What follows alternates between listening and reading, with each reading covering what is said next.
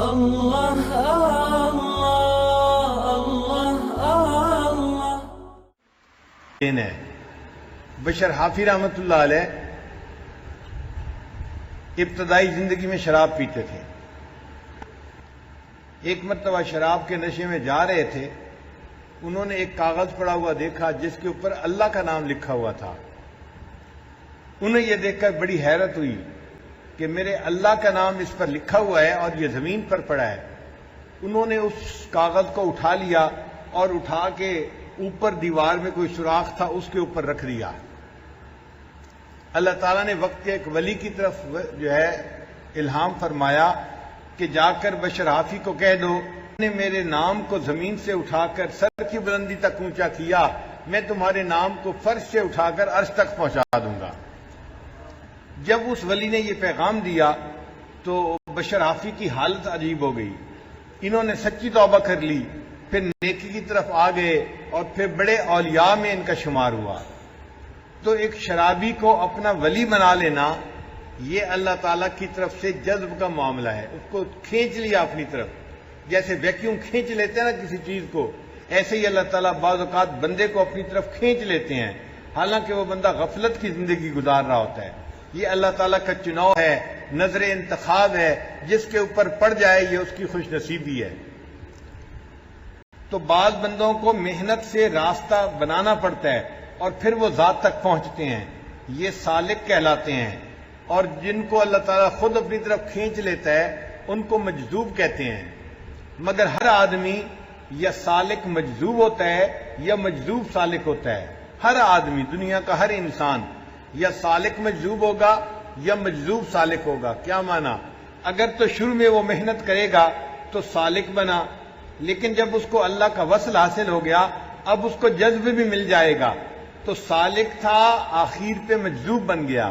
اور جس کو اللہ نے شروع میں کھینچ لیا یہ مجذوب ہے، لیکن اب جب اس کو اللہ کی عظمتوں کا پتہ چلا تو یہ نہیں کہ یہ ہمیشہ مجذوب ہی رہے گا، پھر یہ خود بھی محنت کرتا ہے اللہ کو راضی کرنے کے لیے، تو اسے سلوک کی محنت کرنی پڑتی ہے۔ تو کبھی سالک مجذوب ہوتا ہے اور کبھی مجذوب سالک ہوتا ہے۔ یہ دو طرح کی تجلیات ہیں جن کی طرف اللہ تعالیٰ اپنے بندوں کو رہنمائی فرماتے ہیں۔ آپ اور آسان لفظوں میں یوں سمجھیں کہ ایک ہوتا ہے محب، چاہنے والا، اور ایک ہوتا ہے محبوب، جسے بندہ چاہے۔ تو جو سالک ہے وہ محب ہوتا ہے، اللہ کی طرف جاتا ہے، اللہ کے لیے محنت کرتا ہے، جو ہے مجاہدہ کرتا ہے، یہ اللہ کا چاہنے والا ہوتا ہے۔ اور ایک بندہ وہ ہوتا ہے جس کو اللہ چاہتے ہیں، وہ محبوب ہوتا ہے، وہ مجذوب ہوتا ہے، اللہ اسے اپنی طرف کھینچ لیتے ہیں۔ تو بعض محب ہوتے ہیں اور بعض محبوب ہوتے ہیں۔ جو محب ہوتے ہیں ان کو مرید کہتے ہیں، ارادہ کر کے اللہ کی طرف جانے والے۔ جو محب ہوتے ہیں ان کو کیا کہتے ہیں؟ مرید کہتے ہیں۔ اور جو مجذوب ہوتے ہیں ان کو مراد کہتے ہیں، یہ اللہ کی مراد ہے۔ جیسے حضرت عمر رضی اللہ تعالیٰ عنہ کافر تھے اور نبی علیہ السلام کو شہید کرنے کی نیت سے چلے تھے، مگر اللہ نے ان کو ایمان عطا فرما دیا تو وہ مراد مصطفیٰ بن گئے۔ نبی علیہ السلام ان کے لیے دعا کرتے تھے، آپ کی دعا قبول ہو گئی اور اللہ نے ان کو ایمان کی دولت عطا فرما دی۔ تو بعض مرید ہوتے ہیں اور بعض مراد ہوتے ہیں، دو طرح کے لوگ ہوتے ہیں، بعض مرید ہوتے ہیں اور بعض مراد ہوتے ہیں۔ جو مرید ہوتے ہیں ان کے ساتھ معاملہ اور ہوتا ہے اور جو مراد ہوتے ہیں ان کے ساتھ معاملہ اور ہوتا ہے۔ آپ کا ایک دوست ہے، واجبی سا تعلق ہے، آپ کو بازار میں ملا، کہتا ہے میں نے آپ سے کچھ بات کرنی ہے، مجھے ٹائم چاہیے۔ آپ کہتے ہیں اچھا یار میرے گھر آ جانا ملاقات کے لیے، میں آپ کو ٹائم دے دوں گا۔ آپ اس کو ایڈریس دے دیتے ہیں اور گھر آنے کا وقت دے دیتے ہیں۔ اور بازار میں آپ کو ایک اور دوست ملا جو آپ کا بہت ہی قریبی دوست تھا، سکول میں آپ کا جگری یار تھا۔ آپ اس کا ہاتھ پکڑتے ہیں اور اسے کہتے ہیں یار میرے گھر چلو، ایک کپ چائے کا پیتے ہیں۔ اسے آپ خود اپنی گاڑی میں بٹھا کے اپنے گھر لاتے ہیں۔ پہلے کو ملاقات کے لیے ٹائم دیا اور راستہ دکھا دیا اور دوسرے کو ہاتھ پکڑ کے خود گھر پہنچا دیا۔ تو مرید کے ساتھ معاملہ اور ہوتا ہے، مراد کے ساتھ معاملہ اور ہوتا ہے۔ اس کی مثال یوں سمجھیں کہ حضرت موسیٰ علیہ السلام اللہ تعالیٰ کے مرید تھے، چاہنے والے تھے، ایک نبی علیہ السلام تھے، اولو العزم نبی تھے۔ اللہ تعالیٰ نے ان کو کوتور پہ بلایا اپنے دیدار کے لیے، اور قرآن مجید میں فرمایا وَلَمَّا جَاءَ مُوسَىٰ لِمِيقَاتِنَا، جب موسیٰ علیہ السلام آئے ہماری ملاقات کے لیے، اور اللہ کے پیارے حبیب صلی اللہ علیہ وسلم اللہ تعالیٰ کے محبوب تھے، ان کو اللہ تعالیٰ نے جو عرش پہ بلایا معراج کے لیے، تو اللہ تعالیٰ نے یہ نہیں کہا کہ وہ معراج پہ آئے، بلکہ یوں فرمایا سبحان الذی اسری بعبدہ لیلا من المسجد الحرام الی المسجد الاقصی، پاک ہے وہ ذات جو اپنے بندے کو ایک رات میں مسجد حرام سے مسجد اقصی تک جس نے پہنچا دیا۔ تو یہاں اپنی طرف منسوب کیا کہ ہم ان کو لے کے آئے، چونکہ مراد تھے، اور وہاں کہا کہ وہ ہمیں ملنے کے لیے آئے اس لیے کہ وہ مرید تھے۔ حضرت موسیٰ علیہ السلام کے بارے میں اللہ فرماتے ہیں کہ انہوں نے یہ دعا مانگی رب اشرح لی صدری، اللہ مجھے شرح صدر عطا فرما دیجئے۔ تو دعا مانگ رہے ہیں چونکہ مرید ہیں، نبی علیہ الصلوۃ والسلام چونکہ مراد تھے، اللہ ان کو فرماتے ہیں الم نشرح لک صدرک، اے محبوب کیا ہم نے آپ کو شرح صدر نہیں عطا فرما دیا؟ تو محب کے ساتھ معاملہ اور ہوتا ہے اور محبوب کے ساتھ معاملہ اور ہوتا ہے۔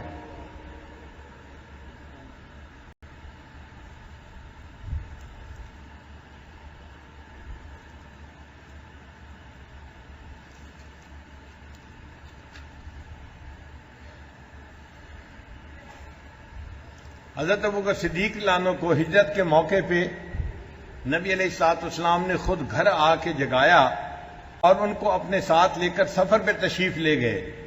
یہ معاملہ کچھ اور ہے، اور حضرت علی رضی اللہ عنہ گھر میں موجود تھے، ان کو نبی علیہ السلام نے اپنے بستر پہ سلا دیا اور فرمایا کہ کچھ امانتیں ہیں لوگوں کی، ان کو واپس کرنی ہے، آپ میرے بستر پہ سوئیں، جب صبح جاگیں تو ان لوگوں کو امانتیں پہنچا کے آنا۔ اب ایک بندہ گھر میں موجود ہے، اس کے ذمہ وہیں کا کام لگا دیا، اور ایک بندہ اپنے گھر میں موجود ہے، اس کو جا کے جگایا اور اپنے ساتھ لے کے سفر پہ روانہ ہو گئے۔ تو معاملہ دونوں طرف ڈیفرنٹ ہے نا۔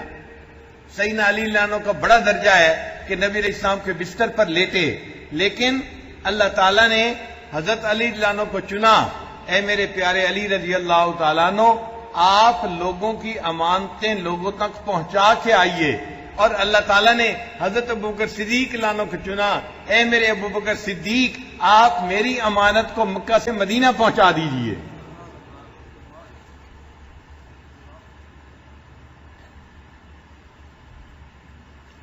راہ سلوک میں دونوں قسم کی تجلیات سے گزرنا پڑتا ہے، کبھی جذب کی تجلیات سے اور کبھی سلوک کی تجلیات سے، کبھی شروع میں جذب بعد میں سلوک، اور کبھی اس کا برعکس ہوتا ہے۔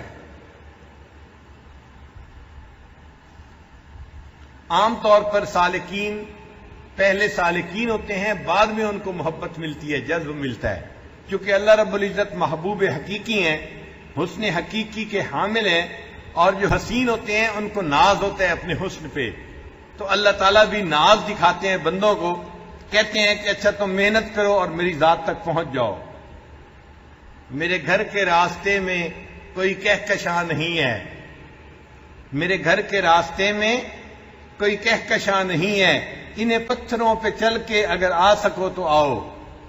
اے میرے بندو، تمہیں میرے تک آنے کے لیے محنت کرنی پڑے گی، اپنا جذبہ دکھانا پڑے گا، اپنے آپ کو مجاہدے کی بھٹی میں ڈالنا پڑے گا، تب تم میرے تک پہنچ سکو گے۔ ہم حسن حقیقی والے ہیں، ہمیں کسی کی پرواہ نہیں ہے، لوگ ہمارے طالب ہیں، تو جو ہم تک آنا چاہے وہ ہمارے تک پہنچ جائے۔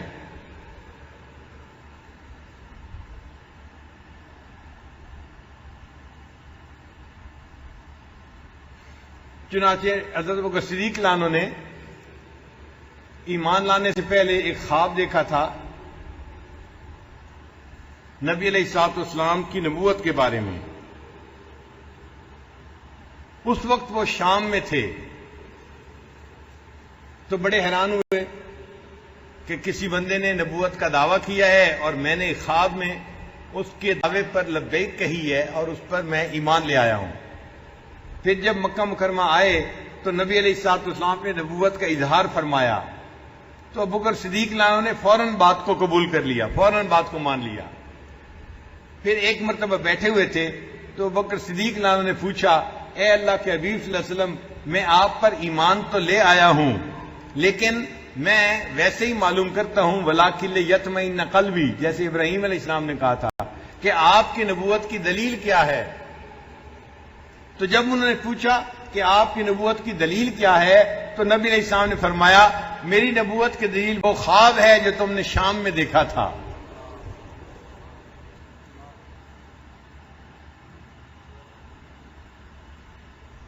تو ابو بکر صدیق عنہ نے نبی علیہ الصلوۃ والسلام سے اٹھ کے معانقہ کیا اور آپ صلی اللہ علیہ وسلم کے ماتھے کے اوپر بوسہ دیا۔ اللہ نے ان کو پہلے ہی کھینچ لیا تھا۔ اسی طرح حضرت عمر فاروق عنہ کا معاملہ ہوا، آئے کس نیت کے تھے اور اللہ تعالیٰ نے ان کو ایمان کی دولت عطا فرما دی، خود مسلمان بن گئے، نبی علیہ السلام کے غلاموں میں شامل ہو گئے۔ حضرت ابراہیم ادھم رحمت اللہ علیہ وقت کے بادشاہ تھے، مگر اللہ تعالیٰ نے ان کو اپنی طرف کھینچا، اور اس کو کھینچنے کے لیے 2-3 واقعات پیش آئے۔ واقعات بھی بڑے عجیب تھے۔ ایک واقعہ یہ پیش آیا کہ اس زمانے میں جب ان کا بستر بنایا جاتا تھا تو روم فریشنر تو ہوتے نہیں تھے، تو پھولوں کی پتیاں منگا کے، گلاب کے پھولوں کی، وہ بستر کے دائیں طرف بھی بچھا دی جاتی تھیں اور بائیں طرف بھی بچھا دی جاتی تھیں، تاکہ بادشاہ سلامت دائیں کروٹ لیں تو ادھر خوشبو آئے اور بائیں کروٹ لیں تو ادھر سے خوشبو آئے۔ اس کو پھولوں کی سیج کہا جاتا تھا۔ اب گھر کی ایک نوکرانی کے ذمہ تھا، وہ روزانہ بادشاہ کی سیج تازہ پھولوں سے بنایا کرتی تھی۔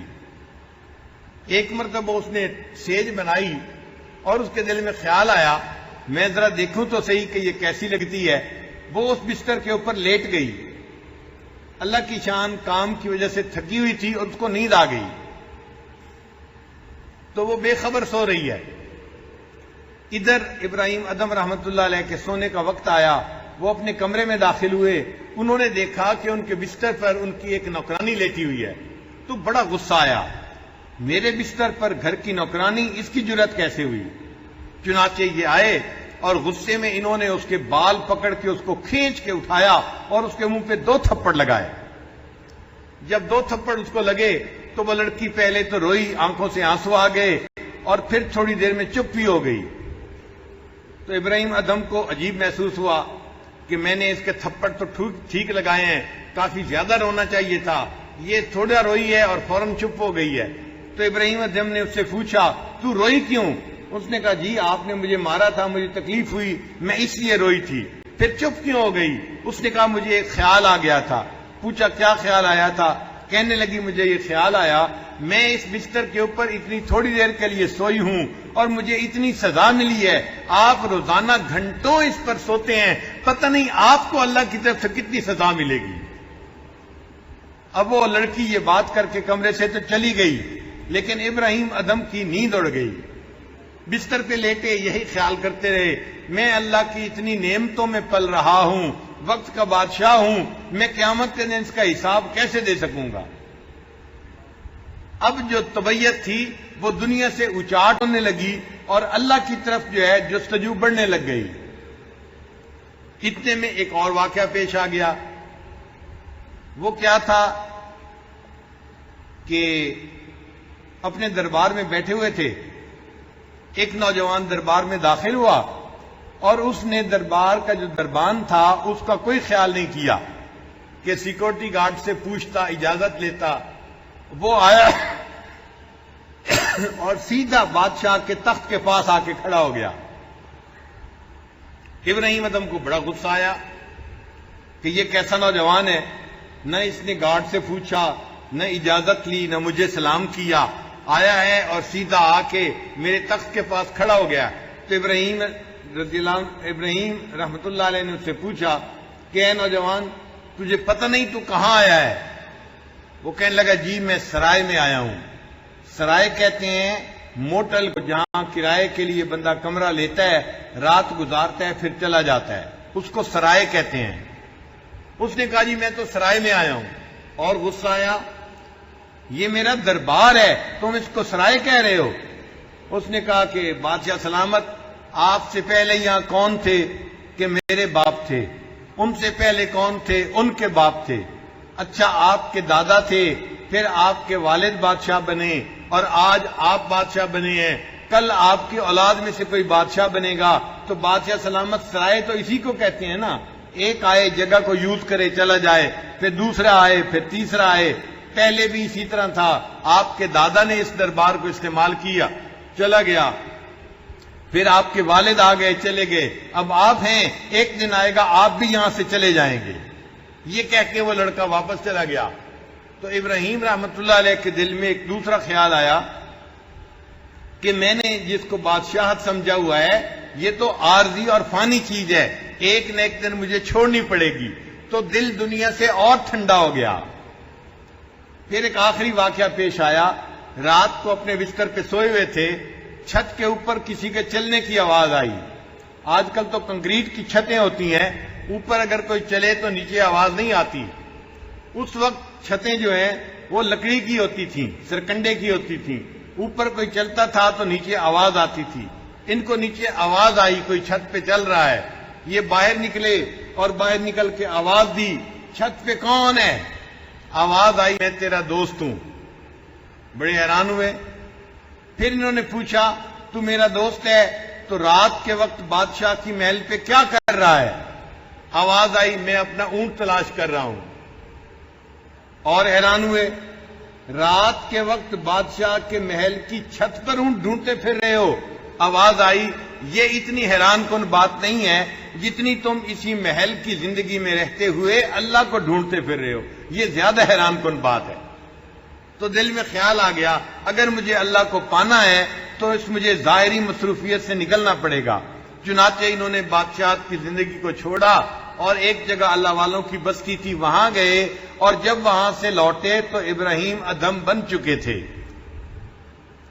پھر انہوں نے بیت اللہ جانے کا ارادہ کیا کہ میں عمرے کے لیے جاتا ہوں، اور اللہ کی شان کے دل میں اللہ کی محبت اتنی بھر گئی تھی، ایک قدم اٹھاتے تھے مصلی بچھا کے 2 رکعت نفل پڑھتے تھے، پھر آگے مصلی بچھاتے تھے، پھر 2 رکعت نفل پڑھتے تھے، ہر قدم پر 2 رکعت نفل پڑھتے پڑھتے 1.5-2 سال کی مدت میں یہ بیت اللہ شریف پہنچے۔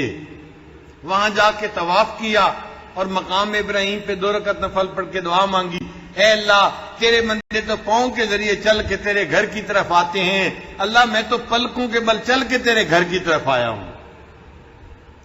اللہ کے چاہنے والے کیسے کیسے دنیا میں گزرے ہیں۔ واقعی جس نے ہر قدم پہ سجدہ کیا ہو وہ کہہ سکتا ہے کہ اللہ میں تو پلکوں کے بل چل کے آپ کے گھر کی طرف آیا ہوں۔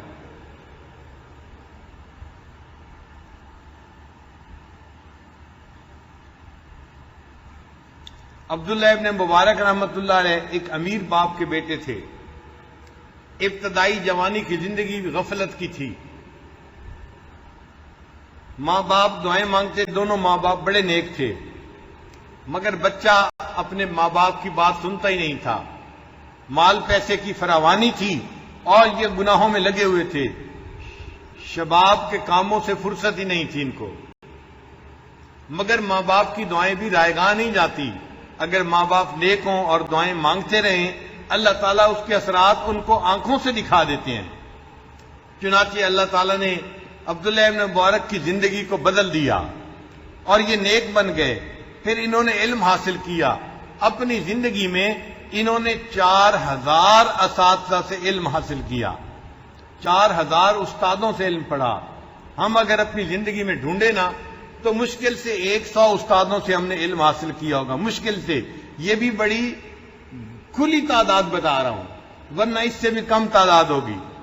تو ہم نے 100 استادوں سے علم حاصل کیا، انہوں نے 4000 استادوں سے علم حاصل کیا، اور اللہ کی شان کے وقت کے بڑے محدث بنے۔ آج کے جو محدث ہیں وہ پڑھاتے ہیں، ان کی کلاس میں 50 بندے، 100 طالب علم، 200 طالب علم، 800 طالب علم یا 1400-1500 طالب علم ہوتے ہیں۔ ایک ہم نے بنگلہ دیش میں دیکھا تھا مدرسہ، ہٹھ ہزاری کا مدرسہ، اس میں دور حدیث میں 4000 طلباء تھے۔ یعنی جتنا بڑا مجمع یہ بیٹھا ہوا ہے اتنے طلباء وہاں دور حدیث پڑھا کرتے تھے.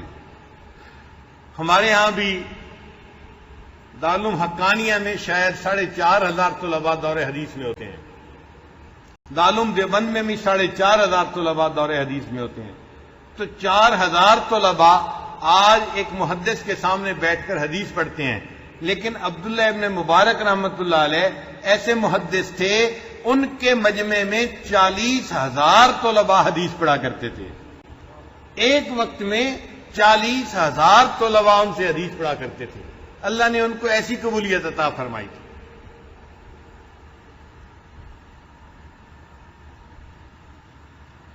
ان کو بھی اللہ تعالیٰ نے ابتدا میں اپنی طرف کھینچا، وہ کھینچے اور بعد میں پھر انہوں نے خوب مجاہدہ کیا. تو کبھی بندہ سالک ہوتا ہے اور بعد میں مجذوب بنتا ہے، کبھی پہلے مجذوب ہوتا ہے اور بعد میں سالک بنتا ہے. یہ دونوں طرح کی تجلیات سے بندے کو گزرنا پڑتا ہے. امام ربانی مجدد ثانی رحمۃ اللہ فرماتے ہیں، جان لے کہ اس راستے کے سالک دو حال سے خالی نہیں، مرید ہیں یا مراد. اگر مراد ہیں تو خوبی ہے، ان کے لیے کشش و محبت کے طریق سے ان کو کھینچ کھینچ کر لے جائیں گے اور اعلیٰ مطلب تک پہنچا دیں گے. اور جو ادب کے درکار ہوگا وساطت یا بلا وساطت ان کو سکھا دیا جائے گا. اگر کوئی لفزش واقع ہوگی تو ان کو آگاہ کر دیں گے اور اس پر گرفت نہ کریں گے. اور اگر پیر ظاہر کی حاجت ہوگی تو ان کی کوشش کے بغیر اس دولت کی طرف رہنمائی الحمدللہ یرحمک اللہ یرحمک اللہ. حاصل کلام یہ کہ اللہ رب العزت کی عنایت ازلی ان بزرگواروں کے حال کی کفیل ہے. بذریعہ سبب یا بے سبب ان کے کام کو پورا کر دیں گے. اللہ ان کو چن لیتا ہے، اور اگر مرید ہیں تو ان کا کام بغیر واسطہ پیر کامل مکمل کے دشوار ہے.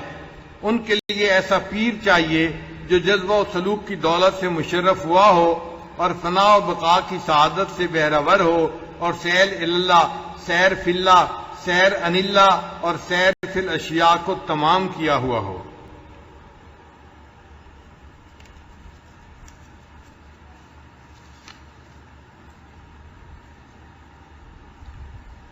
فرماتے ہیں کہ وہ جذبہ جو سلوک سے پہلے ہے وہ اصلی مقصود نہیں ہے، بلکہ منازل سلوک کو آسانی سے قطع کرنے کا وسیلہ ہے.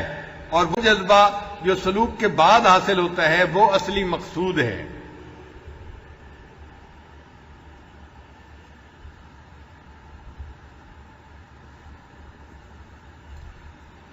ایک اور جگہ فرماتے ہیں، جاننا چاہیے کہ ان مقامات کا تفصیل و ترتیب مقصود سے حصول سالک مجذوب کے ساتھ مختص ہے، اور مجذوب سالک کے لیے ان مقامات کا طے کرنا بطریق اجمال ہے، کیونکہ اس کو عنایت ازلی نے محبت میں گرفتار کر لیا ہے کہ جس کے سبب سے وہ ان مقامات کی تفصیل میں مشغول نہیں ہو سکتا. اس محبت کے ضمن میں ان مقامات اور ان منازل کا خلاصہ بدرجہ اتم اس کو حاصل ہے جو صاحب تفصیل کو حاصل نہیں ہوا. جذب کے بعد مجاہدے کا وقت دگنی ترقی کا وقت ہوتا ہے، مایوسی کا وقت نہیں ہوتا.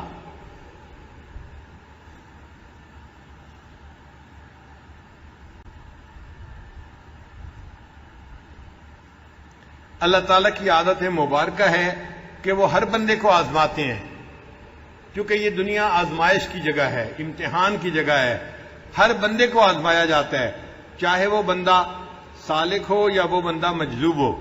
آپ دیکھیے نبی علیہ السلام اللہ کے محبوب ہیں، لیکن اللہ تعالیٰ نے ان کو بھی آزمایا. مشرکین مکہ نے 3 سوال پوچھے تھے اور نبی علیہ السلام نے فرما دیا میں کل اس کا جواب دوں گا. تو وہی کتنے دن بند رہی؟ 15 دن بند رہی. اب نبی علیہ السلام کے دل پہ کیا گزری ہوئی؟ ادھر وعدہ کیا ہوا ہے اور لوگ تانے دے رہے ہیں، اور نبی علیہ السلام پر وہی آ نہیں رہی. تو نبی علیہ السلام کے دل پہ بہت صدمہ تھا اس بات کا. اسی طرح کے کئی مرتبہ حالات آئے. چنانچہ جب شروع میں وہی اتری تو نبی علیہ السلام نے مکہ کے لوگوں کو جمع کر کے ان کو دین کی طرف دعوت دی.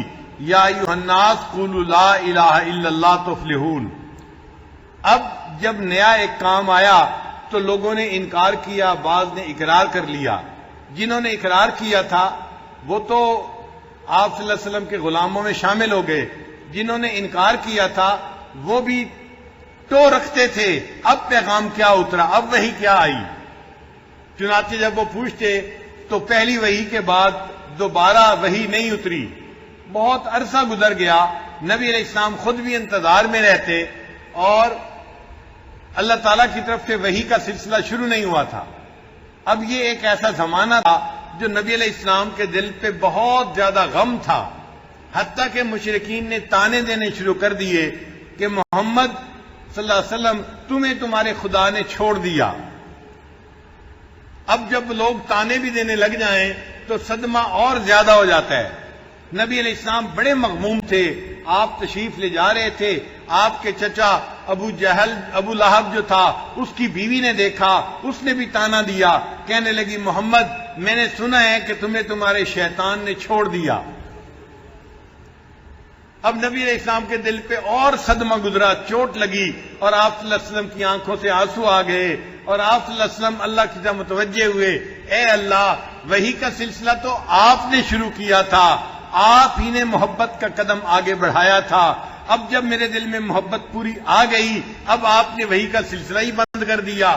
کیوں آنکھ ملائی تھی، کیوں آگ لگائی تھی، کیوں آنکھ ملائی تھی، کیوں آگ لگائی تھی، اب رخ کو چھپا بیٹھے کر کے مجھے دیوانہ بنا کے اب اپنے رخ کو چھپا کے بیٹھ گئے۔ تو نبی علیہ السلام بڑے غم کی کیفیت میں تھے۔ اللہ رب العزت نے جبریل علیہ السلام کو بھیجا اور وحی اتار دی، وَالضُّحَىٰ وَاللَّيْلِ إِذَا سَجَىٰ مَا وَدَّعَكَ رَبُّكَ وَمَا قَلَىٰ وَلَلْآخِرَةُ خَيْرٌ لَكَ مِنَ الْأُولَىٰ۔ اے چمکتے چہرے والے محبوب اور سیاہ رات کی طرح کالے بالوں والے محبوب، آپ جیسے محبوب کو کوئی چھوڑ سکتا ہے؟ ہرگز نہیں۔ مَا وَدَّعَكَ رَبُّكَ وَمَا قَلَىٰ، تیرے رب نے تجھے چھوڑا ہے نہ تجھ سے دور ہوا ہے، بلکہ تیرا آنے والا وقت تیرے گزرے ہوئے وقت سے ہمیشہ بہتر ہوگا۔ ہماری یہ محبت وقت کے ساتھ ساتھ بڑھتی رہے گی، کم نہیں ہوگی۔ اللہ نے اپنے حبیب صلی اللہ علیہ وسلم کو تسلیاں دیں اور تب نبی علیہ السلام کے دل کو سکون آیا۔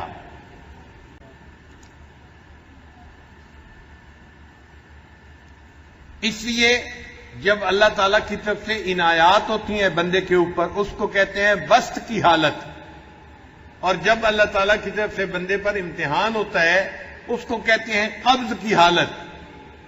اللہ تعالیٰ کے دو نام ہیں، ایک نام ہے باسط کھول دینے والے، اور ایک نام ہے قابض بند کر دینے والے۔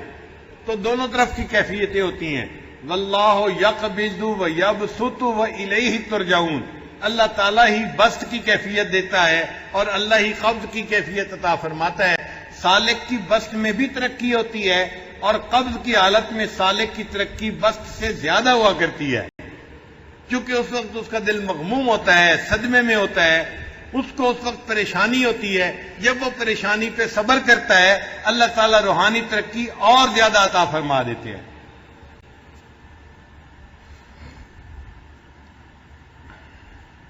حدیث مبارکہ میں ہے، حدیث قدسی، انا عند منکسرۃ القلوب، اللہ فرماتے ہیں کہ میں ٹوٹے ہوئے دلوں میں ہوتا ہوں۔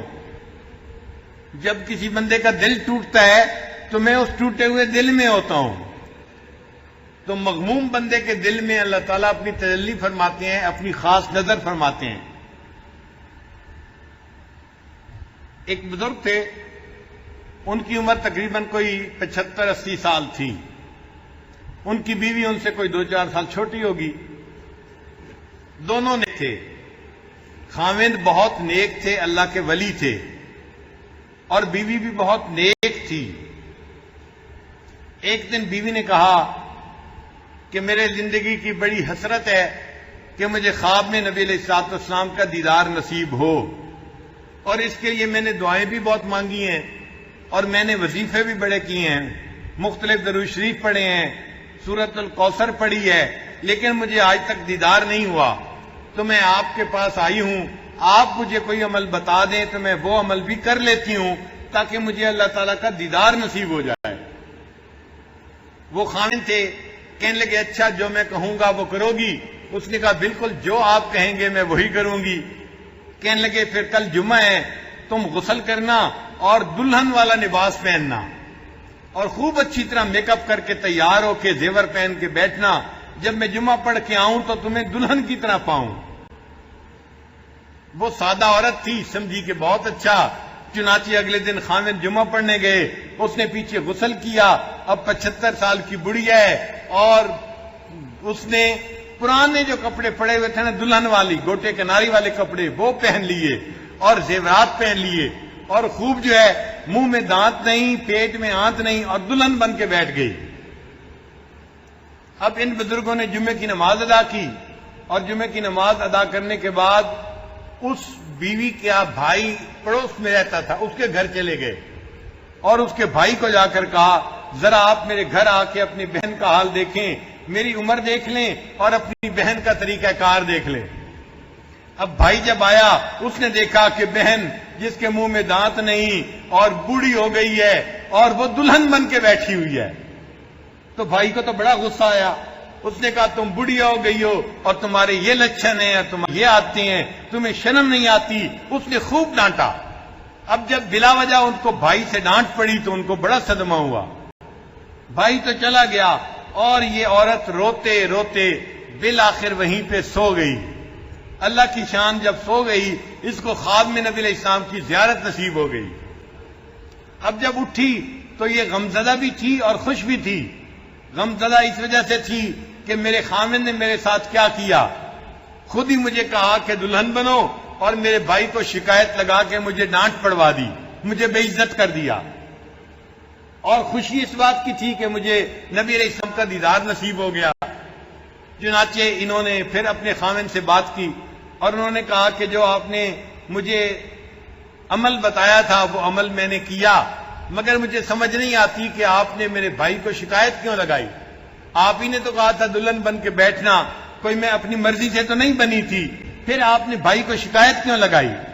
انہوں نے کہا اللہ کی بندی، تم ایک نیک عورت ہو اور بڑے وظیفے کرتی رہی ہو ساری زندگی کہ تمہیں نبی علیہ السلام کا دیدار نصیب ہو جائے، دیدار نصیب نہیں ہوا۔ جب آپ نے مجھ سے پوچھا تو میں سمجھ گیا کہ میں نے تمہیں زندگی میں بڑا خوش رکھا ہوا ہے، کبھی تکلیف نہیں آنے دی، تمہارا دل کبھی نہیں ٹوٹا۔ جب تمہارے اوپر کوئی صدمہ آئے گا اور تمہارا دل ٹوٹے گا پھر اللہ کو رحمت آئے گی اور اللہ تعالیٰ تمہاری خواہش کو پورا کر دیں گے۔ اس لیے میں نے کہا کہ دلہن بن کے بیٹھنا، اور تمہارے بھائی کو شکایت لگا دی، وہ آ کے تمہیں ڈانٹے اور تمہیں اس پہ افسوس ہو اور تمہارے دل کو صدمہ ہو، تو میں نے تو صدمے کا ہیلا کیا تھا، اللہ نے میری بات کو قبول کر لیا، صدمہ تو ملا مگر تمہیں نبی علیہ السلام کا دیدار بھی نصیب ہو گیا۔ تو انسان جب قبض کی حالت میں ہوتا ہے تو پھر اس پر اللہ تعالیٰ کی رحمت کی نظر بھی پہلے کی نسبت زیادہ ہو جاتی ہے اور اس کی ترقی زیادہ ہوتی ہے۔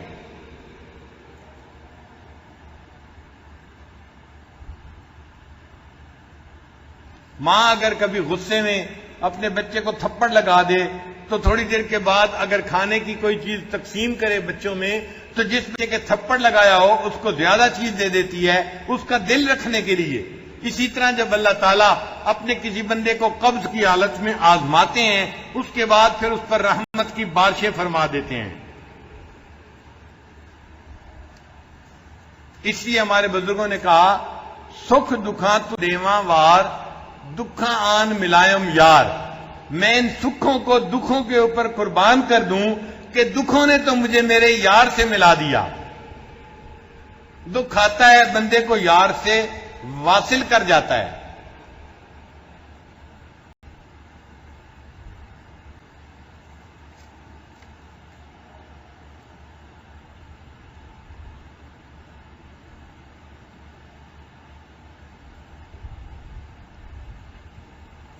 ہمارے سلسلہ نقشبندیہ کے بزرگ تھے خواجہ بہاؤالدین نقشبند بخاری رحمت اللہ علیہ، ان کے اوپر ایک مرتبہ قبض کی کیفیت طاری ہو گئی، بڑا ذکر کیا، بڑی تلاوت کی، بڑے نوافل پڑھے، مگر کیفیت ٹھیک نہیں ہوتی تھی۔ اتنا عرصہ گزر گیا کہ دل کے اندر عجیب کیفیت آئی کہ شاید اللہ تعالیٰ نے میرے لیے اس راستے کو بند ہی کر دیا ہے۔ تو دل میں خیال آیا کہ اگر راستہ نہیں میرے لیے یہ کھلنا تو پھر میں کیوں یہاں مصلے کے اوپر بیٹھا اپنا وقت لگا رہا ہوں، میں جاؤں اور جا کے کوئی کام کاروبار کرتا ہوں اور رزق کے حلال کما کے اپنی بیوی بچوں کو دیتا ہوں۔ چنانچہ یہ مصلے سے اٹھے اور بازار جانے لگے کہ میں بازار جا کے کوئی کام کرتا ہوں۔ اللہ تعالیٰ بندے کو آزماتے تو ہیں مگر بندے کو اپنے سے جدا نہیں ہونے دیتے، کٹنے نہیں دیتے۔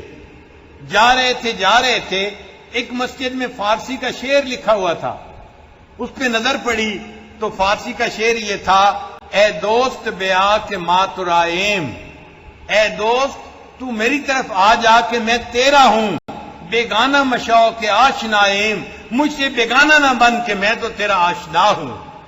بس شعر پڑھا اور دل پر ایک چوٹ پڑی کہ اللہ تعالیٰ سے میں بیگانہ نہیں ہوں، اللہ تعالیٰ آشنا مجھے اپنا بنا رہے ہیں۔ پھر مسجد میں آ گئے اور وہاں آ کے مراقبے میں بیٹھے اور اللہ نے ان کی کیفیتیں پھر ساری دوبارہ واپس لوٹا دی۔ پھر ان کو نسبت عالیہ نقشبندیہ نصیب ہوئی، جو ایک نعمت تھی جو اللہ نے ان کو عطا فرمائی۔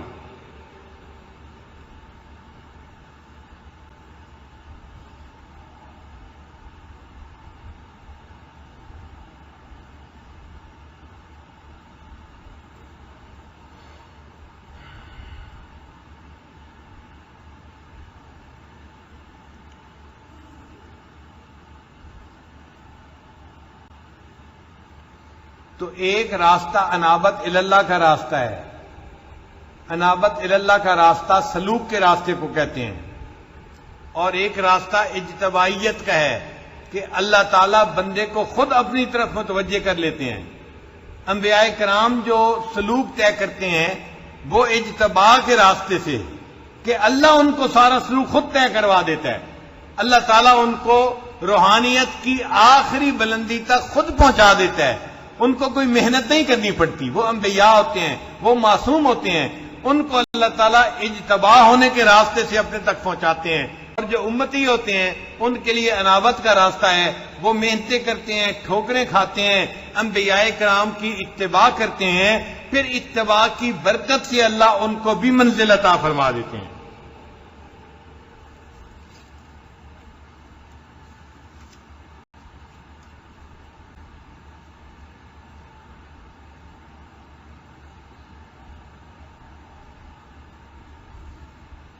چنانچہ انابت والے جو مجاہدے کرتے ہیں تو ان کی محنت محبوب کے وصل کے حصول کے لیے ہوتی ہے۔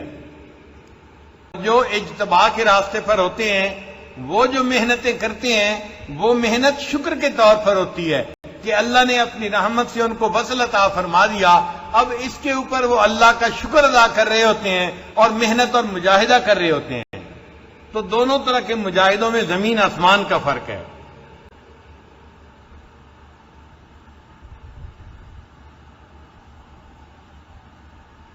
راہ انابت راہ رفتن ہے، یعنی انابت کی راہ کے اوپر چلنا پڑتا ہے، چل کے جانا پڑتا ہے۔ راہ انابت راہ رفتن ہے اور راہ اجتبا راہ بردن ہے، کہ اجتبا کے راستے پہ بندہ جاتا نہیں، بندے کو اللہ تعالیٰ خود لے جاتے ہیں اپنی طرف۔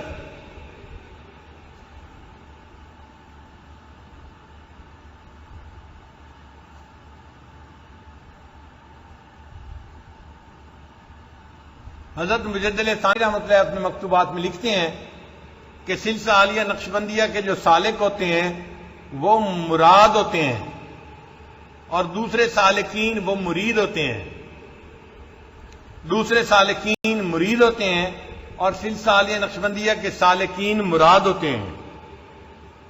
حضرت خواجہ نقشبند بخاری رحمۃ اللہ فرماتے تھے ہم فضلی ہیں، یعنی ہمارے اوپر اللہ کا فضل ہو گیا ہے اور اس نے ہمیں اپنی طرف متوجہ کر لیا ہے، اس لیے ہمارے سلسلے کے سالک کو کوئی نفس کے مجاہدے زیادہ نہیں کرنے پڑتے، فقط قلب کے اوپر ذکر کرتے ہیں اور قلب پر ذکر کے صدقے اللہ تعالیٰ اس کو شریعت کی اتباع نصیب کر دیتے ہیں۔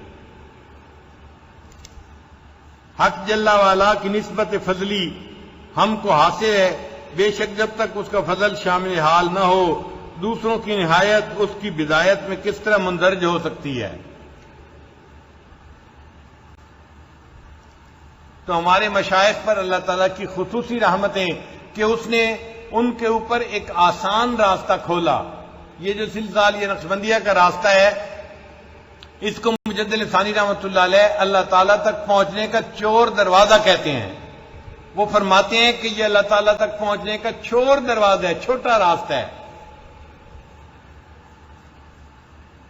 چنانچہ اس سلوک میں سالک کو بہت زیادہ محنت نہیں کرنی پڑتی، مگر جتنی بھی وہ محنت کرتا ہے اللہ اس کو قبول کر کے اس بندے کو اس کی نعمت جو ہے منزل کی عطا فرما دیتے ہیں.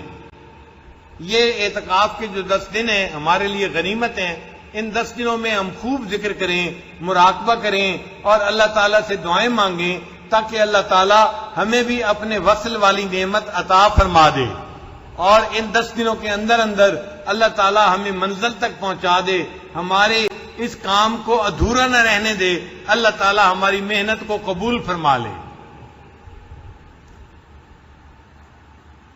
آپ دیکھیے، آپ 20 تاریخ کو آئے تھے اعتکاف کے لیے اور آج 26 کی رات ہو گئی، تو آدھے سے زیادہ دن تو گزر چکے عشرے کے.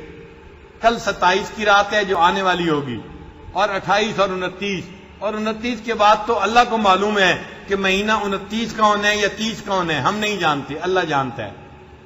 تو باقی 2-3 راتیں رہ گئیں.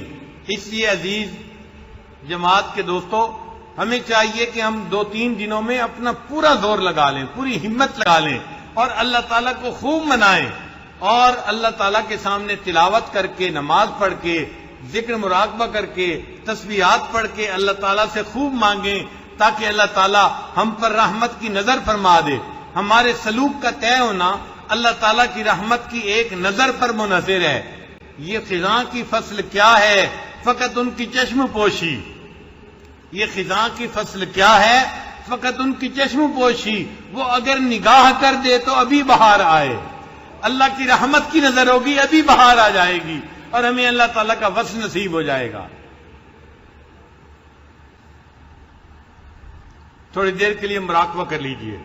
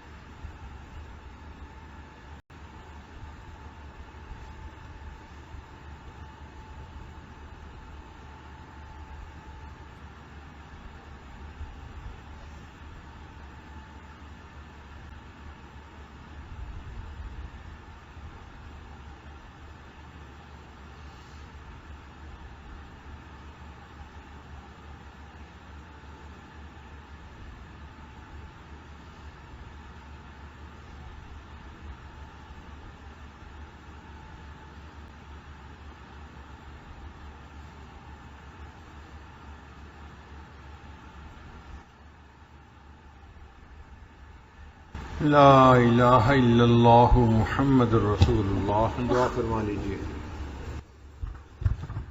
سبحان ربی الاعلی الوہاب. اللہم صلی علی سیدنا محمد وعلی آل سیدنا محمد وبارک وسلم. ربنا آتنا فی الدنیا حسنة وفی الآخرة حسنة وقنا عذاب النار.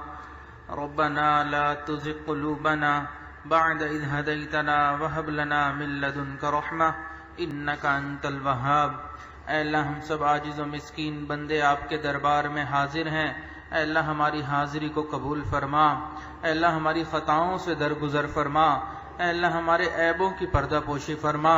اے اللہ، اپنے عشق کی آتش ہمارے سینوں میں پیدا فرما. ہمارے انگ انگ روئیں روئیں سے ذکر کو جاری فرما. ہڈی ہڈی بوٹی بوٹی میں اپنی یاد کو پیدا فرما. اے اللہ، ہمیں اپنے ذکر والی زندگی نصیب فرما. اے اللہ، حیا سے جھکی ہوئی نگاہیں نصیب فرما. اے اللہ، شکر کرنے والی زبان نصیب فرما. اے اللہ، ذکر کرنے والا دل نصیب فرما. اے اللہ، ہم آپ کی طرف آنا چاہتے ہیں، شیطان بدبخت پیچھے لگا ہے. اللہ، نفس امارہ بن چکا ہے. اے اللہ، ہمیں اپنی طرف بلا لیجئے. مولا، اپنا بنا لیجئے. اللہ، ہم آپ کا بننا چاہتے ہیں، تبھی تو ہم ادھر ادھر جاتے ہیں. جہاں پتہ چلتا ہے کہ آپ کے اولیاء کی محفل ہے، اللہ دوڑے بھاگے چلے جاتے ہیں کہ شاید یہاں پر ہمیں آپ کی محبت نصیب ہو جائے۔ مولا اس لیے اعتکاف میں بیٹھے ہیں کہ اس اعتکاف کی برکت سے آپ ہمیں اپنی محبت عطا فرما دیں گے۔ اللہ ہماری ان دعاؤں کو قبول فرما لیجئے، اللہ اپنی محبت عطا فرما دیجئے۔ اللہ ہم جانتے ہیں آپ کی محبت کے بغیر کوئی زندگی نہیں، زندگی کا کوئی لطف اور مزہ نہیں۔ اللہ ہمیں اپنی محبت عطا فرما دیجئے۔ اللہ آپ تو اپنے بندوں کو بن مانگے عطا کر دیتے ہیں، اللہ ہم تو آپ سے مانگ رہے ہیں، اللہ ہمیں بھی عطا فرما دیجئے۔ اللہ ہمیں آپ کے محبوب نے آپ کا در دکھلایا، یہ بھی بتلا دیا اس در کے سوا کوئی دوسرا در نہیں، تمہاری جوتی کا تسمہ بھی ٹوٹ جائے تم نے اسی در سے مانگنا ہے۔ اللہ ہم نے تو چھوٹی سی چھوٹی چیز بھی آپ ہی سے مانگنی ہے، آپ ہی ہمارے پروردگار ہیں، اللہ آپ نے ہمیں دینا ہے، اللہ عطا فرما دیجئے، مولا عطا کر دیجئے۔ اے اللہ ہمیں خالی ہاتھ نہ لوٹائیے، اللہ تیری ایک نگاہ کی بات ہے، میری زندگی کا سوال ہے، اللہ آپ ایک نگاہ کرم فرمائیں گے، اللہ ہماری زندگیاں بدل جائیں گی۔ اے اللہ آپ ہی نے فرمایا کہ میں نہ زمینوں میں سماتا ہوں نہ آسمانوں میں سماتا ہوں، میں مومن بندے کے دلوں میں سما جاتا ہوں۔ اللہ ہم اپنے دلوں کو آپ کے سامنے پیش کرتے ہیں، اللہ ہمارے دلوں میں آ جائیے، مولا سما جائیے، اللہ ہمارے دلوں میں چھا جائیے، اللہ اپنا عشق ہمارے دل میں ڈال دیجئے، اللہ محبت دنیا نکال دیجئے۔ اللہ کب تک غیر کی محبت کے ساتھ گھومتے رہیں گے، اللہ کب تک دنیا کی محبت لیے پھریں گے، اللہ آپ تو اپنا عشق عطا فرما دیجئے۔ اللہ آپ نے موسیٰ علیہ السلام کو کوہ طور پر بلایا، وہاں پر ان کے سامنے تجلی ڈالی، اللہ ہم بھی یہی چاہتے ہیں، ہمارے دلوں پر اپنی رحمت کی تجلی ڈال دیجئے۔ میرے شوق کی یہی لاج رکھ، وہ جو دور ہے بہت دور ہے، اللہ یہیں پر تجلی عطا فرما دیجئے، اللہ کرم فرما دیجئے۔ اللہ ہماری زندگی میں کب وہ دن آئیں گے، کب وہ راتیں آئیں گی جب ہم بھی یہ کہہ سکیں گے، تاروں سے پوچھ لو میری رودات زندگی، راتوں کو جاگتا ہوں تمہارے خیال میں۔ اللہ کب آپ کی یاد والی راتیں نصیب ہوں گی، اللہ کب وہ وقت آئے گا ہم بھی کہہ سکیں گے اللہ دن اچھا نہیں لگتا مگر تیری یاد کے ساتھ، رات اچھی نہیں لگتی مگر تجھ سے راز و نیاز کے ساتھ۔ اللہ اب تو ہمیں ایسے دن عطا فرما دیجئے، اللہ ایسی راتیں عطا فرما دیجئے۔ اللہ اس وقت تو دنیا کے بادشاہوں نے بھی اپنے دروازوں کو بند کر لیا، اللہ آپ کا دروازہ اب بھی کھلا ہے، اللہ عطا فرما دیجئے، مولا کرم فرما دیجئے۔ اے دعا فریاد کر عرش بری کو تھام کے، اے خدا رخ پھیر دے اب گردش ایام کے، خلق کے راندے ہوئے دنیا کے ٹھکرائے ہوئے آئے ہیں تیرے در پر ہاتھ پھیلائے ہوئے، حق پرستوں کی اگر کی تو نے دل جوئی نہیں، تانا دیں گے بدھ کے مسلم کا خدا کوئی نہیں، خوار ہے بدکار ہے ڈوبے ہوئے ذلت میں ہے، جو بھی ہے آقا تیرے محبوب کی امت سے ہے، اللہ جیسے بھی ہے اللہ آپ کے محبوب کی امت سے ہیں، اللہ ہمارے گناہوں کو نہ دیکھیے، اللہ اپنے محبوب کا واسطہ آپ کو دیتے ہیں، اللہ آپ ان کے رات کے آخری پہر کے آنسوؤں کا دیکھ لیجئے، اللہ ان کی دعاؤں کو لاج رکھ لیجئے، اللہ ہمیں معاف کر دیجئے، مولا معاف کر دیجئے، اللہ معاف کر دیجئے، اللہ آپ معاف کر دیجئے، اللہ ہماری مغفرت فرما دیجئے۔ اللہ اگر آپ نے یہ فیصلہ کر لیا ہے کہ آپ نے ہماری مغفرت نہیں کرنی، اللہ پھر بھی مغفرت کر دیجئے، اللہ پھر بھی معاف کر دیجئے، اللہ پھر بھی معاف کر دیجئے۔ اللہ ہمارے دلوں کو بدل دیجئے۔ اللہ ہم جانتے ہیں رمضان المبارک کے چند دن باقی رہ گئے، اللہ ہم نہیں چاہتے یہاں پہ رمضان المبارک ختم ہو اور وہاں پر ہم واپس گناہوں کی دنیا میں چلے جائیں۔ اللہ یہاں پر آئے آپ کی محبت لینے کے لیے آئے ہیں، اللہ اس محبت پر استقامت عطا فرما دیجئے، اللہ اس محبت کے ساتھ جینا عطا فرما دیجئے، اللہ اسی محبت پر مرنا عطا فرما دیجئے، اللہ اسی محبت کے ساتھ اپنے سامنے کھڑا ہونا نصیب فرما دیجئے۔ اللہ ہم جانتے ہیں ہم بہت گنہگار ہیں، ہم جانتے ہیں ہم بڑے بڑے مقامات کے قابل نہیں، لیکن اللہ آپ کی رحمت کو دیکھتے ہیں، مانگنے کو دل چاہتا ہے۔ اللہ ہم نے اپنے بڑا سے سنا ہے قیامت والے دن کچھ لوگ آپ کے سامنے کھڑے ہوں گے، آپ ان کو دیکھ کر مسکرائیں گے، وہ آپ کو دیکھ کر مسکرائیں گے۔ اللہ ہمیں بھی ان لوگوں میں شامل فرما لیجئے جب آپ کے سامنے پیشی ہو۔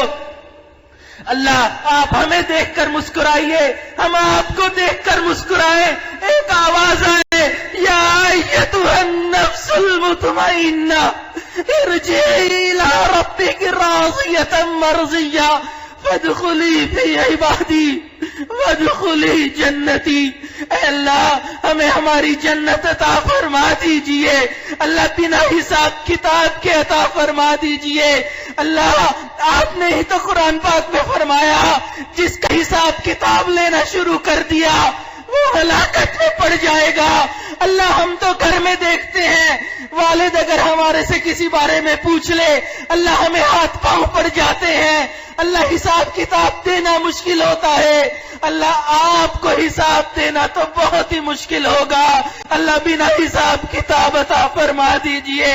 اللہ مجمع میں جس کسی کے اٹھے ہاتھ آپ کو پسند ہے اللہ آپ کو ان ہاتھوں کا واسطہ، اللہ آپ کو اس آنسوؤں کا واسطہ جو آج ندامت کی وجہ سے نکل پڑے، اللہ ہمیں اپنا خوف ایسا عطا فرما جو ہمیں گناہوں سے روک دے، ہمیں اپنی ایسی محبت عطا فرما جو نیکی کرنے پر مجبور کر دے۔ مولا ہم واپس گناہوں کی طرف نہیں جانا چاہتے، مولا ہم جانتے ہیں ہمارا نفس ہمیں کھینچ کھینچ کر لے کر جائے گا، شیطان رسیوں میں جکڑ کر لے جائے گا، مولا ہمیں اپنی طرف بلا لیجئے۔ اللہ آپ نے فرمایا ان عبادی لیس لک علیہم سلطان، شیطان جو میرے بندے ہیں تیرا ان پر داؤ نہیں چلے گا۔ اللہ ہمیں اپنے ان عبادی بندوں میں شامل فرما لیجئے، اللہ اپنے بندوں میں شامل فرما لیجئے، اللہ ہمارے اٹھے ہوئے ہاتھوں کو قبول فرما لیجئے۔ اے اللہ آپ نے فرمایا مجھ سے مانگو میں تمہاری دعاؤں کو قبول کروں گا۔ اللہ ہم نے جو دعائیں آج تک مانگی اللہ اپنی رحمت سے قبول فرما لیجئے، اللہ ہمارے گناہوں کو نیکیوں میں تبدیل فرما لیجئے۔ اے اللہ یہاں سے جو کچھ حاصل کیا اے اللہ مرتے دم تک اس کی حفاظت کرنے کی توفیق عطا فرما دیجئے۔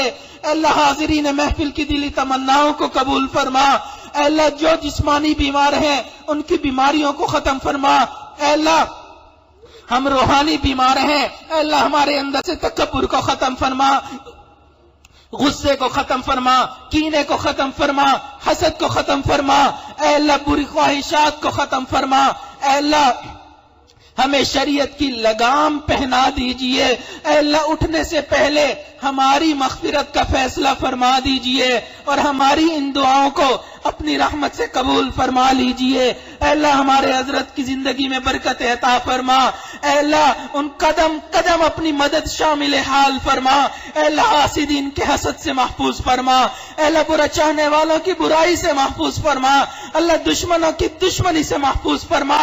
اے اللہ ہم جانتے ہیں آپ نے نبوت کا دروازہ بند کر دیا، آپ نے صحابیت کا دروازہ بھی بند کر دیا، اب کوئی نبی نہیں آئے گا، اب کوئی صحابی نہیں بن سکتا، لیکن اللہ آپ نے ولایت کا دروازہ کھلا رکھا ہے۔ اللہ ولایت میں جو بلند ترین مقام آپ دے سکتے ہیں اللہ ہم دعا کرتے ہیں اللہ ہمارے حضرت کو عطا فرما دیجئے، اللہ قرآن پاک کے معارف عطا فرما دیجئے، اے اللہ قرآن پاک کے وہ الفاظ اے اللہ جن کا علم آپ کے پاس ہے آپ نے اپنے خاص بندوں کو عطا فرمایا، اے اللہ حروف مقطعات کے سارا علم اللہ ہمارے حضرت کے سینے میں ودیعت فرما دیجئے، اے اللہ ان کو بلند ترین مقامات عطا فرما دیجئے، اللہ ان کی برکت سے ہمارے بھی گناہوں کو معاف فرما دیجئے، اللہ دنیا میں جہاں کہیں ان سے محبت کرنے والے ہیں اللہ ان کی بھی مغفرت فرما دیجئے، اے اللہ ان کے چاہنے والوں کی بھی مغفرت فرما دیجئے، اور ہمارے ان اٹھے ہوئے ہاتھوں کو اللہ اپنی رحمت سے قبول فرما، اللہ جو کچھ مانگنا چاہیے تھا نہیں مانگ سکے اللہ آپ جانتے ہیں، اللہ ہمیں وہ بھی عطا فرما اور ہماری ان دعاؤں کو اپنی رحمت سے قبول فرما، وصلی اللہ تعالی علی خیر خلقہ سیدنا محمد وعلی آلہ واصحابہ اجمعین برحمتک یا ارحم الراحمین۔